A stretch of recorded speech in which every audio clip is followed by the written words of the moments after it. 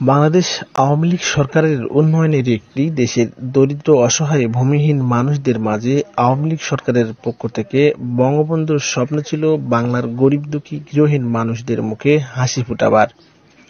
সেই লক্ষ্যে তিনি অন্ন, বস্ত্র, আশ্রয়, শিক্ষা ও চিকিৎসা সহ জীবন ধারণের মৌলিক উপকরণের ব্যবস্থা নিশ্চিতকরণের বিষয়টি সংবিধানের 15 ক অনুচ্ছেদে অন্তর্ভুক্ত করেন।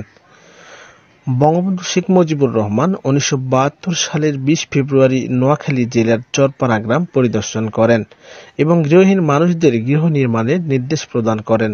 তার ওই স্বপ্ন পূরণের চেষ্টা করেন আওয়ামী লীগ সভাপতি প্রধানমন্ত্রী শেখ হাসিনা।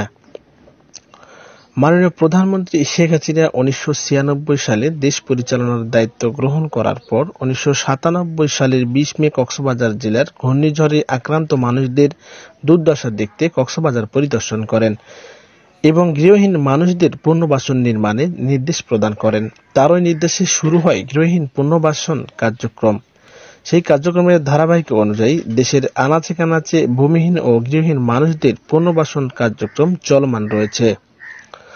দিনাজপুরের সীমান্তবর্তী হাকিমপুর উপজেলা, এই উপজেলায় একাধিক দরিদ্র ও ভূমিহীন মানুষদের মাঝে পুনর্বাসন নির্মাণ সম্পন্ন করে দেন আওয়ামী লীগ সরকার, মাননীয় প্রধানমন্ত্রী শেখ হাসিনা। বাংলাদেশের মাননীয় প্রধানমন্ত্রী শেখ হাসিনা যে উদ্যোগগুলো নিয়েছে আমাদের দেশের এরকম উদ্যোগ দেখে আমরা অনেক গর্বিত যে আমাদের দেশে এরকম একটা সরকার আছে। এই যেমন ধরেন, আমি এক সময় এমন একটা দিন ছিল, থাকার আশ্রয় ছিল না, ঘর ছিল না, যেখানে সেখানে থাকতাম, জায়গা ছিল না, আমরা ভূমিহীন আশ্রয়হীন মানুষ, অসহায় মানুষ। যে আমাদের যে এত বড় একটা উপকার এই দেশের সরকার, বর্তমান সরকার মাননীয় প্রধানমন্ত্রী শেখ হাসিনার কাছে আমরা অনেক গর্বিত এবং অনেক তার অনুগ্রহের জন্য আমরা এই যে আশ্রয় পেয়েছি, ঘর পেয়েছি, 2 শতক জায়গা পেয়েছি, যা আমাদের কোনো দিন ছিল না বা যা করার মতো আমাদের কোনো সামর্থ্য নেই বা করতেও পারবো না হয়তো কোনো দিন। আওয়ামী লীগ সরকারের পক্ষ থেকে আমরা পাইছি।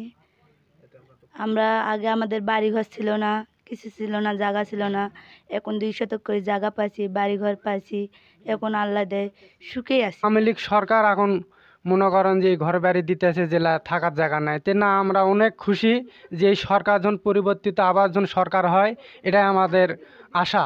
সরকারি প্রাথমিক বিদ্যালয় অত্যন্ত চমৎকার একটি ভবন। এই ভবন আসলে বলা যেতে পারে যে সরকারের একবারে অন্যরকম একটা উন্নয়ন বিদ্যালয়গুলোতে দেখা যাচ্ছে। শুধু আমার স্কুল না, অন্যান্য স্থানেও এই একই রকম ভবন তৈরি হয়ে গেছে, যাতে শিক্ষার্থীরা বিদ্যালয়ে আসতে আগ্রহ প্রকাশ করছে এবং তারা নিয়মিত বিদ্যালয়ে আসছে। আমাদের ইউনিয়নে যতগুলো পুনর্বাসনের ব্যবস্থা করেছেন সরকার, প্রায় 200-র অধিক ঘর হয়েছে আমাদের ইউনিয়নে।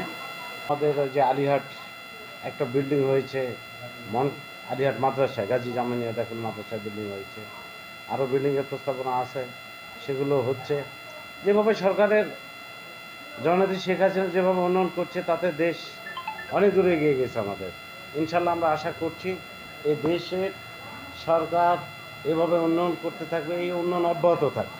দিনাজপুরের হাকিমপুর উপজেলার বাংলাদেশ আওয়ামী লীগ সরকারের কিছু উন্নয়নের চিত্র নিয়ে সাব্বির হোসেন বিপ্লব, দৈনিক তৃতীয় মাত্রা।